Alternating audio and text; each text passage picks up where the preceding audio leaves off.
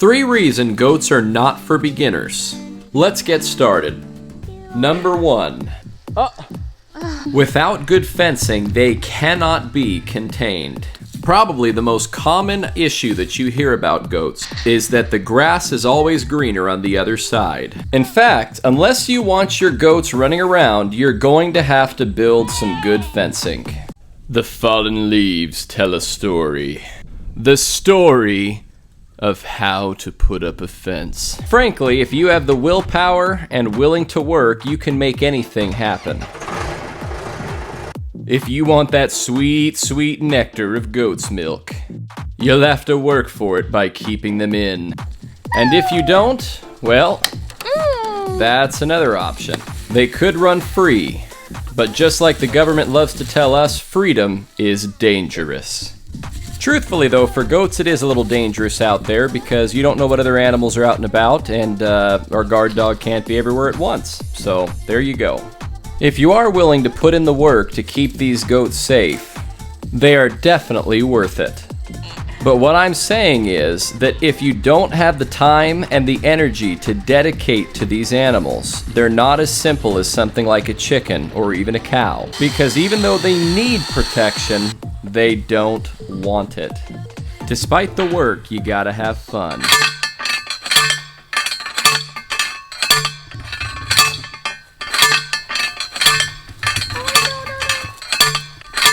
And at the end of the day, when you can stop and take a look at your successes, you can realize that this really is worth it all. So if you feel like putting in the work and putting up a fence, goats might be for you. They are loving after all, just like big chunky doggies. Which brings me to number 2. Goats are actually more high maintenance than you would expect. Like most livestock, you always have to be concerned of illness. And unfortunately, it feels as though they become ill more frequently than my other livestock. A simple bout of diarrhea can become life-threatening not just for the one goat, but for the entire herd. So one must remain vigilant with these animals, and even keep a vet on standby should you need to get poop tested. And frankly, I'm no expert. I've only had goats for a year and a half, and these are all the issues that I've had to deal with in that period of time. It's a constant learning process that sometimes ends up in absolute misery.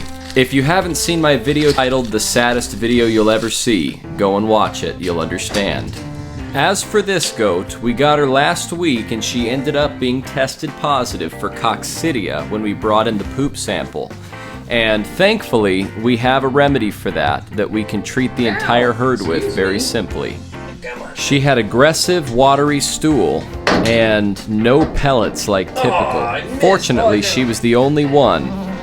And we caught it right away. We gave her some Corid as well as probiotics for her gut health. We don't like using chemical treatments at all. We prefer a completely organic setup, but at the same time, we would prefer to keep our goats alive, even if it means that we have to use a chemical treatment every once in a while. We used Corid for treatment. So I'm just gonna put it in their water, and we will let them take it as needed. So this will be in their water for at least the next 5 days, and hopefully this will make sure that we don't have any further issues. And it did. Over the next 4 days, her poop had completely returned to normal. But this is only one example of what's necessary.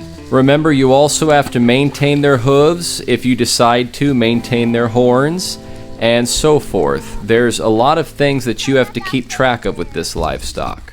Number 3. Aggressive billy goats, especially in breeding season. It wasn't until roughly a year and a half in that our buck here, our billy goat, decided that he was more powerful than my wife and I. Only after several fights that I had with him did he actually calm down with me. But that's only because he knows he couldn't outpower me. My wife, on the other hand, he's still aggressive with, and I have to go out and teach him a lesson almost every day. Typically, he's calm with me though, so if you can overpower your billy goat, or at least put him away, into a secure fenced-in location to at least protect yourself or your children, then you're okay. And if this is concerning to you, perhaps consider not having a billy goat at all, or if you can handle it, then it's worth it. It's exciting being able to expand your herd from within without having to hire out. Also, the bigger your herd is, the greater it feels to be a goat owner. You can just feel that extraordinary, old-time wealth. I mean, because animals used to be the measure of wealth and stuff, Really? Wealthy. Ah! He's excited. Yeah, he is. Back to the buck. The fact of the matter is that if you can keep them separate from the does when necessary, you can bring them in when necessary, if you can keep them, safely away from children and so forth, then they are a wonderful thing to have. But you must be careful because they can be powerful, and if they wanted to, they could definitely hurt a small child or even a grown woman. Or you could always reconsider breed. We chose Nubians because we like their milk content, we like their milk quality and quantity. Acting like he was gonna headbutt Yeti. Depending on the way that you look at it, it could be a downside that they are one of the largest goat breeds. Now, something such as a Nigerian dwarf could make a considerable difference for you, and perhaps you wouldn't have to worry about the strength difference either. But all in all, I absolutely love my buck as well, and just like everything else on this list, it's worth it if you can get past these drawbacks. But once again, it's not something that you can go into unprepared or at least unready like we did. You're much better off knowing these 3 tips ahead of time before getting yourself some goats. And if you're up for the challenge, they couldn't be more worth it. I hope that you'll subscribe if you like this video. Thank you so much for watching. Have a great day.